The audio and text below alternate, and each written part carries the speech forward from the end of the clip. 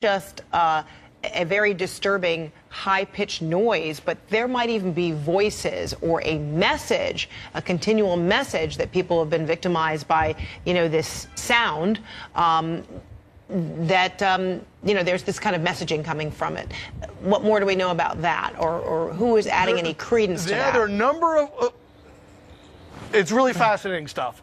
There are a number of countries, including the former Soviet Union and now Russia, that have microwave weapon programs going back decades. There's some evidence that they've been used in other countries against U.S. diplomats, that this was a very active program the USSR had.